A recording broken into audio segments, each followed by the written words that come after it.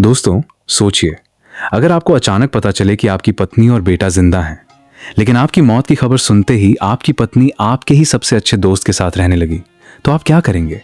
आज की कहानी यहीं से और भी ज्यादा खतरनाक मोड़ लेने वाली है। पिछले एपिसोड में रिक किसी तरह टैंक के अंदर अपनी जान बचाकर बैठा था। चारों तरफ हजारों ज़ॉम्बी थे और बचने की कोई उम्मीद नहीं दिख रही थी। तभी वायरलेस पर एक रहस्यमयी आवाज सुनाई देती है। वो आदमी रिक से कहता है कि घबराओ मत, ज़ॉम्बी थोड़ी दूर हट चुके हैं। जैसे ही मैं कहूं, तुरंत टैंक से बाहर निकलना और मेरी बताई दिशा में भागना। रिक अपनी पूरी हिम्मत जुटाता है, टैंक का हैच खोलता है और अगले ही पल बाहर छलांग लगा देता है। ज़ॉम्बी उसे देखते ही उसकी तरफ टूट पड़ते हैं, लेकिन रिक भी हार मानने वालों में से नहीं था। वो रास्ते में आने वाले हर ज़ॉम्बी के सिर पर ताबड़तोड़ वार करता हुआ भागता है। आखिरकार एक गली के मोड़ पर उसकी मुलाकात उस रहस्यमयी शख्स से होती है। उसका नाम था ग्लेन। ग्लेन रिक को तुरंत एक इमारत के ऊपर चढ़ा देता है और दोनों किसी तरह ज़ॉम्बियों से पीछा छुड़ा लेते हैं। लेकिन असली सरप्राइज अभी बाकी था। इमारत के अंदर पहले से कुछ और लोग भी छिपे हुए थे। ये सभी शहर में खाने पीने और दवाइयों का सामान लेने आए थे। लेकिन अब पूरा शॉपिंग सेंटर लाखों ज़ॉम्बियों से घिर चुका था। बाहर निकलना लगभग नामुमकिन था। इसी बीच एक आदमी जिसका नाम मेरल था अपने आप को सबका बॉस समझने लगा। वो छोटी छोटी बातों पर झगड़ा करने लगा और एक साथी के साथ हाथापाई भी कर बैठा।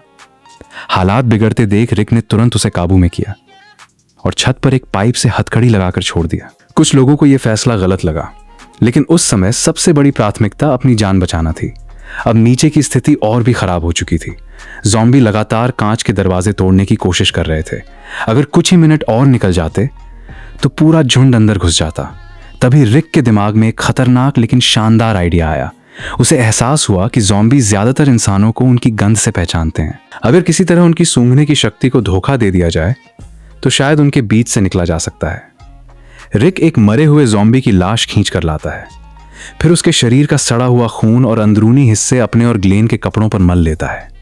शुरू में ग्लेन को यह आइडिया बिल्कुल पागलपन लगता है, लेकिन उनके पास दूसरा कोई रास्ता भी नहीं था।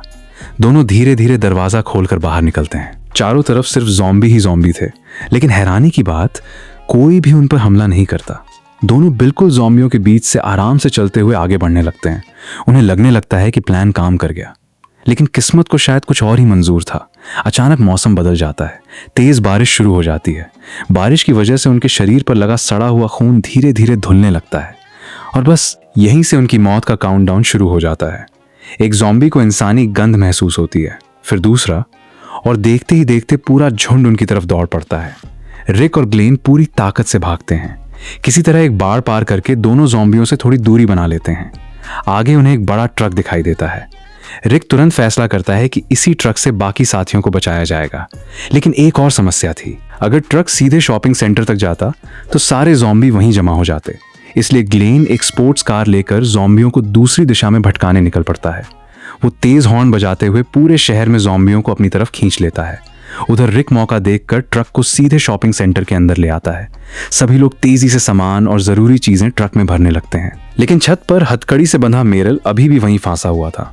उसे छुड़ाने के लिए एक साथी चाबी लेकर पहुंचा, लेकिन बदकिस्मती से चाबी सीधे ड्रेनेज पाइप में गिर गई। अब मेरल को वहीं छोड़कर सबको भागना पड़ा।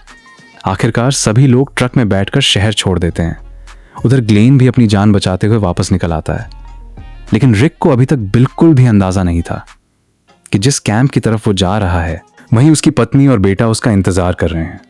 और सबसे बड़ा झटका उसे ये मिलने वाला था कि उसकी गैर मौजूदगी में उसकी पत्नी उसके अपने सबसे अच्छे दोस्त के साथ रहने लगी है।